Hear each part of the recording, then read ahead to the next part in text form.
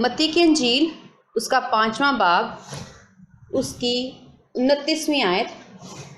बस अगर तेरी दाहिनी आंख तुझे ठोकर खिलाए तो उसे निकाल कर अपने पास से फेंक दे, क्योंकि तेरे लिए यही बेहतर है कि तेरे अज़ा में से एक जाता रहे और तेरा सारा बदन जहन्नुम में ना डाला जाए। आमीन। खुदावंद का शुक्र है इस कलाम के लिए। आज खुदावंद का जो कलाम हमें मिला है वो ये है कि हमने किस चीज़ को तरजीह देनी है, वैल्यू देनी है, इम्पोर्टेंस देनी है और क्यों देनी है, उसकी क्या हकीकत है, उसकी क्या वजह है, सच्चाई क्या है, हम उसको देखेंगे। इस आयत में से सबसे पहले मैं लफ्ज़ बताऊंगी जिसमें लिखा है तू उसे निकाल कर अपने पास से फेंक दे। निकाल देना। और अगर हम इसकी 30वीं आयत में देखें तो उसमें भी लिखा है और अगर तेरा दाहिना हाथ तुझे ठोकर खिलाए तो उसको काट कर अपने पास से फेंक दे, क्योंकि तेरे लिए यही बेहतर है कि तेरे अज़ा में से एक जाता रहे और तेरा सारा बदन जहन्नुम में ना जाए। आमीन। अब यहाँ पर 2 लफ्ज़ हैं हमारे पास, तू उसे निकाल कर फेंक दे और ये दूसरी आयत में लिखा है तू उसको काट कर अपने पास से फेंक दे। यानी खुदावंद अब हमें ये सिखा रहे हैं कि हमें अगर कोई चीज़ हमारी बेहतरी के लिए है, जिसमें हमारा फ़ायदा है, जिसमें अगर हमें किसी चीज़ का नुकसान उठा कर भी अगर हमें वो फ़ायदा हासिल करना पड़े तो हमें वो लेना है। और अगर हमें हमारी कोई चीज़ ज़ाया भी हो रही है, हमें अपनी चीज़ को खोना भी पड़ रहा है, हमें अपनी किसी चीज़ का नुकसान भी उठाना पड़ रहा है, तो खुदावंद का कलाम हमें सिखा रहा है कि हमें वो नुकसान उठा लेना ही बेहतर है, क्योंकि आगे लिखा है ये तेरे लिए बेहतर है। कुछ बातें नुकसान उठाकर अगर हमें कुछ बेहतरी की तरफ ले जाती है तो अक्ल और दनाई और समझ के मुताबिक हमें ये फ़ैसला कर लेना चाहिए कि अगर हमें थोड़ा नुकसान करके थोड़ा अपनी चीज़ों को खोने से बेहतर है कि ज़्यादा खोने से बेहतर है कि हम अपनी थोड़ी चीज़ों को खो दें। इसको कहते हैं अक्ल और समझ। अगर हम इसको इस तरह से सीखते हैं कि अगर हमारे घर में आग लग जाए और उस आग की लपेट में हर कमरा, सारे फर्नीचर, हमारे सारे कपड़े और हमारे खाने पीने वाली चीज़ें, बर्तन और हर चीज़ अगर आग की नज़र हो रही है और सब कुछ जल रहा है और हमें नुकसान उठाना पड़ रहा है कि ये सब कुछ नुकसान हो रहा है, इस वक्त मैं आपको सिर्फ अक्ल और समझ और ये बताना चाहूँगी कि उस वक्त आपको क्या फ़ैसला करना चाहिए। ज़िंदगी एक है, मौका एक है। अब हम देखते हैं कि अगर आग लगी है तो सबसे पहले जो अक्लमंद और बेवकूफ़ 2 अशख़ास के बात करेंगे कि बेवकूफ़ कौन होगा इस सिचुएशन में, इस हालत में बेवकूफ़ कौन है और अक्लमंद कौन है। अगर आग लग गई और इतनी भड़क चुकी है कि अक्लमंदी ये होगी कि आप अपनी जान का नुकसान ना उठाओ और उस घर में से जहाँ पर आग लगी हुई है, जो आग आपको भी मौत दे सकती है, आपको जला सकती है, चीज़ें तो फिर बन जाएंगी, पैसे तो आप फिर कमा लोगे, घर तो आप फिर बना लोगे, लेकिन अगर एक इंसान अपनी जान का नुकसान उठा ले, एक दफ़ा अपनी जान को खो दे, मौत में चला जाए, कब्र में चला जाए, तो वो फिर अपने आप को ज़िंदा नहीं कर सकता। वो अपने आप को फिर से कमा कर अपने आप में ज़िंदगी नहीं डाल सकता। अक्लमंद वो शख्स होगा जो ये सारे हालात में अपनी जान को बचा लेगा और उसको ये पता होगा कि इस हालत में मैंने अपनी जान बचानी है और मैंने ये फ़ैसला करना है। इसका मतलब है उस वक़्त तरजीह उसने किसको दी? उस चीज़ को जिसका उसको फ़ायदा, और कुछ चीज़ें वो खोने का, नुकसान उठाने का फ़ैसला करेगा। यानी जो चीज़ उस वक़्त तरजीह की होगी, जो चीज़ बेहतर होगी, वो उस चीज़ का फ़ैसला कर ले, तो उसको कहते हैं कि ये उसने बेहतर किया, ये उसने अच्छा फ़ैसला किया। अब इसी तरह लेकिन जो बेवकूफ़ है वो क्या करेगा कि वो अगर सब उसका जल रहा है और वो अपनी चीज़ें बचाने के शौक़ में या चीज़ें बचाने के लिए अपनी जान को, अपने आप को भी उस आग में कूद कर चीज़ें बचाकर अपने आप को जला लेगा। अगर चीज़ें बचा भी नहीं और ख़ुद मर गया तो उस चीज़ों को बचाने का क्या फ़ायदा हुआ? उसने तो अपनी जान खो दी। इसका मतलब वो बेवकूफ़ शख्स है कि उसने अपनी जान का नुकसान उठाया और अपने आप को मौत में डाल लिया। इसका मतलब है कि खुदावंद हमें सिखा रहे हैं कि बेहतर क्या है, हालात के मुताबिक हमें क्या फ़ैसला करना चाहिए। कई दफ़ा ऐसा भी होता है कि हमें कुछ चीज़ों का नुकसान उठाकर अगर कहीं चीज़ों का फ़ायदा हो रहा होता है तो हम लोग उन चीज़ों का नुकसान उठा लेना बेहतर समझते हैं और अक्लमंदी से हम वो चीज़ बचा लेते हैं। अब खुदावंद भी हमें ये सिखा रहे हैं कि हमें किस चीज़ को तरजीह देनी चाहिए। अब बेहतर क्या है कि अगर हम यहाँ पर देखें, क्योंकि तेरे लिए यही बेहतर है कि तेरे अज़ाम में से एक जाता रहे और तेरा सारा बदन जहन्नुम में ना डाला जाए। जहन्नुम एक आग है। जहन्नुम वो मौत है जहाँ पर हम खुदावंद के कलाम में से सीखते हैं कि वहाँ का कीड़ा कभी नहीं मरता। वहाँ का कीड़ा कभी नहीं मरता, वहाँ की आग नहीं बुझती।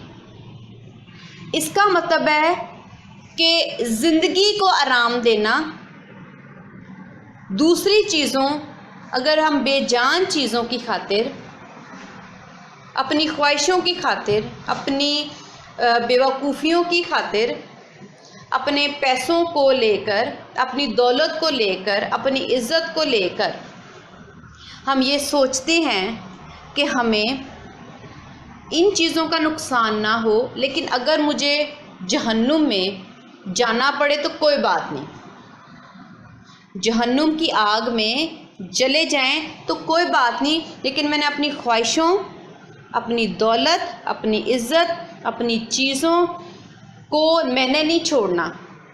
लेकिन खुदावंद कलाम में हमें सिखा रहे हैं जहन्नुम की आग। जहन्नुम, ये ज़िंदगी आपको एक दफ़ा मिलती है। ये ज़िंदगी जब आप पैदा हुए हो और जब तक मर नहीं जाते, आपके पास ज़िंदगी में सिर्फ़ और सिर्फ एक चांस है आपको अपने आप को बचाने का। उस जहन्नुम की आग से, वो कीड़ा जो कभी नहीं मरता, उससे बचने के लिए खुदा ने हमें सिर्फ़ और सिर्फ एक चांस दिए। हमारे पास सिर्फ एक मौका है, हमारे पास बहुत से मौके नहीं हैं। अगर हम हिंदुओं को देखें तो वो क्या कहते हैं कि 7 जन्म होते हैं, लेकिन बाइबल मुकद्दस हमें ये बताती है कि एक ही जन्म है, एक ही दफ़ा पैदाइश है और एक ही दफ़ा मौत है, और उसके बाद अदालत है, और उस रूह की अदालत होगी और खुदावंद वहाँ पे पूछ-गीछ करेंगे। और उस एक रूह ने जो इस दुनिया में एक दफ़ा उसको मौका मिला है, उसमें जो उसने कर दिया है, उसको उसी के मुताबिक ज़िंदगी और मौत मिलेगी। अब ये जो मौका है, एक है, सिर्फ एक मौका। आप इस एक मौके को हरगिज़ ना खो। आपको बार बार मौके नहीं मिलेंगे। ये ज़िंदगी मिली है, इस ज़िंदगी में आपने अक्लमंदी से, जो आपके लिए बेहतरीन फ़ैसला है, जो आपकी रूह के लिए बेहतर है, जो आपके जिस्म के लिए बेहतर है, जो आपकी ज़िंदगी के लिए बेहतर है, आप वो फ़ैसला करो। जो बेहतर है अब वो करो। अपने आप को जहन्नुम की आग में जलाने से बेहतर है कि जो चीज़ें आपको छोड़ देनी चाहिए वो आप अपने हाथ से जाने दो, छोड़ दो। नुकसान आता है, नुकसान होने दो। नुकसान उठाना पड़ता है, उठाओ। लेकिन आपको ये ज़िंदगी बार बार नहीं मिलनी। आपने अपनी ज़िंदगी को महफूज रखना है कि मैंने अपनी जान को आग में नहीं जाने देना। मेरे लिए ये बेहतर है, आज मैं ये फ़ैसला करूं कि मेरे लिए बेहतरीन चीज़ क्या है, मेरे लिए बेहतर क्या है, मुझे किन चीज़ों को तरजीह देनी चाहिए। क्या मैं चीज़ों के पीछे अपनी जान को आग में डाल दूं, हमेशा के लिए जलूं, या मैं चीज़ों को बचा लूं, या मैं चीज़ों की खातिर अपने आप को जहन्नुम में डाल रहा हूँ, आग में डाल रहा हूँ। तो क्या ये बेवकूफ़ी है या अक्लमंदी? क्या मैं अपने साथ सही कर रहा हूँ या मैं अपने साथ गलत फैसला कर रहा हूँ? क्या मुझे करना चाहिए? चीज़ें जलेंगी तो वो चीखेंगी नहीं, चीज़ें जलेंगी तो वो रोएंगी नहीं, चीज़ें जलेंगी ना तो वो तड़पेंगी नहीं, चीज़ें जलेंगी तो फिर बन जाएंगी कमाई से। लेकिन अगर आप एक दफ़ा जहन्नुम की आग में चले जाओगे तो रोगे, तड़पोगे, जलोगे, मरोगे और उसमें से दोबारा फिर वापस नहीं आ सकते। इसीलिए हमें अपने आप को, अपनी ज़िंदगी को ज़्यादा तरजीह देनी चाहिए। हमें अक्लमंदी का फ़ैसला करना चाहिए। हमें देखना चाहिए कि हम कौन सी बातें छोड़ दें और कौन सी बातें हम थाम लें। अब यहाँ पर हम एक और बात देखते हैं, क्योंकि तेरे लिए यही बेहतर है कि तेरे अज़ा में से एक जाता रहे। 29वीं आयत पढ़ रही हूँ। क्योंकि तेरे लिए यही बेहतर है कि तेरे अज़ा में से एक जाता रहे। अब अज़ा में से एक क्या जाए? एक का मतलब है कि जो चीज़ तुझे ठोकर खिलाए। 29वीं लिखा हुआ है आयत में, आँख तुझे ठोकर खिलाए, अगर तेरी दाहिनी आँख तुझे ठोकर खिलाए। वो कह रहे हैं कि जो अब हमने फ़ैसला करना है कि कौन सी चीज़ों का नुकसान उठाएं। हम अपनी ज़िंदगी में ऐसी कौन सी चीज़ें छोड़ दें, तर्क कर दें, अपनी वो आदतें तब्दील कर लें जिसके बायस, जिसकी वजह से मेरा पूरा बदन सर से लेके पाँव तक आग में चला जाएगा। मैं ऐसे कौन सी चीज़ है जो मुझे ठोकर का मतलब है गिर जाना। अगर आपको वो चीज़ें गुनाह में गिरा रही हैं, धकेल रही हैं, जो चीज़ें आपको गुनाह की तरफ लेके जा रही हैं, जो चीज़ें आपको खुदा का दुश्मन बना रही हैं, जो चीज़ें, जो ख्वाहिशें, जो आपकी आदतें आपको गुनाह की दलदल में, तारीकी में, अंधेरे में लेके जा रही है, बाइबल के ख़िलाफ़ लेके जा रही है और आप उन से खुदा को नाराज़ कर रहे हो, आपको वो चीज़ें, लिखा है तुझे ठोकर खिलाए से निकाल कर अपने पास से फेंक दे। वो चीज़ें, वो आदतें, वो गुनाह, वो बदी जो आपको ठोकर खिलाती है, जो आपको खुदा से दूर करती है, जिससे आप खुदा के गुनाह करते हो, आप बाइबल के ख़िलाफ़ जाते हो, वो आते हैं निकाल कर फेंक दो। अक्लमंद शख्स क्या होगा कि वो कहेगा मैं इन आदतों, इन ख्वाहिशों, इन चीज़ों को छोड़ देता हूँ। अगर मेरा ये थोड़ा नुकसान हो जाता है, मैं ये नुकसान कबूल कर लेता हूँ, क्योंकि मेरे लिए ये बेहतर है कि मैं फिर जहन्नुम की आग में नहीं जाऊँगा। मैं अपने आप को हमेशा की ज़िंदगी में अपने आप को ले जा सकता हूँ खुदावंद यीशु मसीह के वसीला से। इसका मतलब है अक्लमंद वो शख्स होगा कि उसने वो बेहतरीन फ़ैसला अपने लिए किया कि उसने वो चीज़ें निकाल कर अपने पास से फेंक दी। अब आँख का जिक्र है कि आँख तुझे अगर ठोकर खिलाए। मैंने एक दफ़ा पहले भी ये कलाम सुनाया था कि अगर आँख जो है, हम जब किसी चीज़ को देखते हैं तो वो सीधी हमारे दिल को छूती है। अगर जो चीज़ें हम ना देखें तो हमारा दिल उसकी तरफ माइल नहीं होगा, हमारा दिल उसकी तरफ अट्रैक्ट नहीं होगा। अगर हम वो हमारी ज़िंदगी में आई ही नहीं है वो चीज़ें, या हमने उन पर नज़र ही नहीं की, या वो हमारी नज़र से गुजरी ही नहीं है, तो हम कभी भी उनकी तरफ माइल और तवज्जो नहीं देंगे। इसका मतलब आँख जो है वो एक ऐसा ज़रिया है जो डायरेक्ट बराह रास्त आपके दिल में ख्वाहिश पैदा करता है। खुदावंद कह रहे हैं कि अगर तेरी आँख तरह तरह की चीज़ें देखती है और तेरे दिल में ख्वाहिशें आती हैं, तो तू ऐसा कर कि अपनी आँख को निकाल के बाहर फेंकने का मतलब हरगिज़ ये नहीं है कि हम छुरी लें और अपनी आंखें बाहर निकाल दें, या अपनी आँखों को नोच के बाहर निकाल दें या उनको फेंक दें। इसका हरगिज़ मतलब ये नहीं है। खुदावंद तमसीलन कह रहे हैं कि अगर तेरी आँख तरह तरह की चीज़ें देखती हैं और उन देखने से तेरा दिल जो है इन चीज़ों में, इन चमक धमक में और ख्वाहिशों में पड़ जाता है, जब तुझे अपनी ये कमज़ोरी पता है तो तू अपने आँखों को ज़ब्त कर, तू वो चीज़ें ना देख, अपनी आँखों का रुख बदल ले, अपना चेहरा कहीं और कर ले ताकि तू कुछ और देखे। और अगर तेरी यह चीज़ें नहीं रुकती और तू इन चीज़ों को देखता है और देखता ही रहता है और तेरे अंदर वो आती रहेंगी और तू अपने दिल में वो ख्वाहिशें बनाता रहेगा, और जब वो ख्वाहिशें भर जाएंगी तो बाइबल हमें सिखाती है कि गुनाह को जन्म देती है।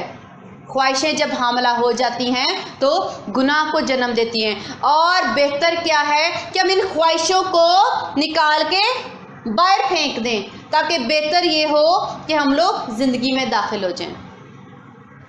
बेहतर क्या है कि हम ख्वाहिशों को फेंक दें। लेकिन अगर हमें मालूम है कि ख्वाहिशों का जो ज़रिया है, जो दिल तक पहुंच रहा है, वो मेरी आंखें हैं, आप अपनी आंखों से वो चीज़ें देखना बंद कर दो। फ़र्ज़ करो हम लोग बहुत ज़्यादा टीवी देखते हैं, गाने सुनते हैं, फिल्म देखते हैं, मूवीज़ देखते हैं, फिल्में देखते हैं, ड्रामे देखते हैं। अगर आपको पता है कि मेरी आँखें जब टीवी से ऐसी बातें देखती हैं तो मेरे दिल में बुरी, बदी वाली, ज़िनाकारी वाली, हरामकारी वाली और कपड़ों, चीज़ों, पैसों, गाड़ियों, मोटरसाइकिलों की ख्वाहिशें आती हैं, कपड़ों की ख्वाहिशें आती हैं, बालों के हेयर स्टाइल की ख्वाहिशें आती हैं। आप अपनी आँखों से ज़्यादा टीवी देखना, मोबाइल में से यूट्यूब से चीज़ें निकाल कर देखना बंद कर दो, ज़ब्त कर लो, कंट्रोल कर लो, ताकि आप एक बेहतरीन फ़ैसला कर सको कि मैं इस ख्वाहिश को ऐसा करूं कि मैं इसको काट कर फेंक दूं। अगर मैं ये नहीं पूरी करता तो मैं हो सकता है बोर हो जाऊं, लेकिन मैं इस कुर्बानी को करूंगा क्योंकि मेरे लिए बेहतर है कि मैं इस कुर्बानी का नुकसान उठा लूं, इस ख्वाहिश को ना पूरा करूं, मैं ये नुकसान थोड़ा उठा लूं, लेकिन मैं अपनी जिस्म को, अपनी रूह को हमेशा की आग से बचा लूँगा। इसी तरह ये यूट्यूब पे हम बहुत सी चीज़ें देखते हैं, लेकिन अगर हम बराह रास्त हम कॉन्सर्ट्स पे चले जाते हैं, हम बाज़ारों में जाते हैं, हम मार्केट्स में जा के ऊंची ऊंची दुकानों में घुसते हैं, उसमें जाते हैं और वहाँ की रंग बिरंगी चीज़ों को, कपड़ों को, जूती को, फैशन को, स्टाइल को देखते हैं और हमारे दिल में तमन्ना जागती है कि मैं ये ले लूँ, काश मेरे पास और पैसे हो, मैं और ख़रीद लूँ, ये भी ले लूँ, वो भी ले लूँ। तो जब आप देखते हो तो आपका दिल अंदर से ख्वाहिश से भर जाता है और फिर आपका दिल, आपकी रूह आपको मजबूर करती है, ये भी ले लो, ये भी ले लो। तो आपका दिल जो है वो ख्वाहिशों से भर जाता है। लेकिन जब आपको मालूम है कि आपकी आंखें जब बाज़ार जाते हो तो तरह तरह की चीज़ें देखते हो, तो कोशिश करो कि जब आप जाओ ऐसी जगहों पर तो अपना अंदर, अपनी रूह को, अपने दिल को, अपनी आँखों को ऐसे ज़ब्त करो, कंट्रोल करो कि जब आप चीज़ें देखो तो को मैंने ये चीज़ें नहीं देखनी, इससे मेरे अंदर ख्वाहिशें आती हैं और ये ख्वाहिशें मेरे अंदर बदी का बदी जन्म लेती है और मैं खुदा को नाराज़ करता हूँ। आप कोशिश करो कि आप उन चीज़ों को ना देखो और ऐसी जगहों पर अपना टाइम, अपना वक्त ज़्यादा ना गुजारो। सिर्फ जो आपकी ज़रूरत की चीज़ें आप लो, देखो और ले आओ। इससे आपकी रूह जो है वो पाक साफ़ रहेगी, आपकी रूह जो है वो पाक होती रहेगी। आप अपना जब ये नुकसान करोगे कि मैंने ज़्यादा इंजॉय इन चीज़ों में नहीं करना, अपना वक्त इनको देख देख कर नहीं गुजारना, बेशक मैं बोर हो रहा हूँ, मैंने इस चीज़ का फ़ैसला किया है, मैंने इसका नुकसान उठाना है, तो ये बेहतर है कि आप थोड़ी चीज़ का नुकसान उठा लो और अपनी ज़्यादा चीज़ बचा लो, और वो आप खुद हो, तो बेहतर ये है। 30वीं आयत में जो लिखा है वो लिखा है, और अगर तेरा दाहिना हाथ तुझे ठोकर खिलाए तो उसको काट कर अपने पास से फेंक दे। दाहिना हाथ से मतलब है कि आप अपने हाथों से काम लेते हो। दाहिना हाथ खुदा ने हमें बख्शा है, हम उससे अपने हाथों से काम लेते हैं। लेकिन अगर हम अपने हाथों से काम लेने की बजाय इस हाथ से चोरी करें, इस हाथ से किसी को थप्पड़ मारें, मुक्के मारें, किसी पर जुल्म करें, किसी पर हंटर चलाएं, किसी पे कोड़े चलाएं, किसी पे गोली चलाएं, किसी को के साथ छीना झपटी करें, चीज़ों को उठा उठा के फेंकें, हम किसी पर जुल्म करें, तो खुदावंद का मकसद ये है कि अगर हमारे हाथ, हमारा जिस्म अगर बदी कर रहा है, तो इसका ये हरगिज़ मतलब नहीं कि हम अपना दाहिना हाथ काट के फेंक डालें। ये तमसीलन है। खुदावंद का मकसद है कि हम वो काम जो हम अपने इस हाथ से कर रहे हैं और वो काम खुदा के कलाम के मुताबिक गलत हैं, हम वो काम करना छोड़ दें, अपने हाथ को कंट्रोल में लाए, जब्त करें कि हमने अपने हाथ से बुरे काम नहीं करने। मैं अपनी इस आदत को कुर्बानी पे चढ़ा दूंगा, मैं खुद ये नुकसान उठा लूँगा कि मैं कम खाता हूँ, मैं चोरी नहीं करूँगा, कोई मुझे मारता है मैं वो नुकसान उठा लूँगा, लेकिन मैं किसी के साथ किसी का बदला नहीं लूँगा, मैं किसी से बदला नहीं लूँगा। तो खुदावंद हमें ये सिखा रहे हैं कि अगर आपको थोड़ा नुकसान उठाना पड़ता है तो आप इस ज़िंदगी में उठा लो। और मैं फिर से कहूँगी, आपके पास यही एक ज़िंदगी है, सिर्फ़ यही एक ज़िंदगी, और कोई ज़िंदगी नहीं है। इसीलिए लिहाजा हमें चाहिए कि हम इस ज़िंदगी का भरपूर फ़ायदा उठाएं और इस ज़िंदगी को ज़ाया ना करें, और इस ज़िंदगी से अपने लिए हमेशा की ज़िंदगी को हासिल करें, ना कि इस ज़िंदगी में आके नुकसान जब नहीं उठाएंगे और दूसरी चीज़ों को तरजीह देंगे जिसका नतीजा मौत है, उन कामों को करेंगे अपनी खुशियों के लिए, इंजॉयमेंट्स के लिए और वक्त को अच्छा गुजारने के लिए कि हम बोर ना हों।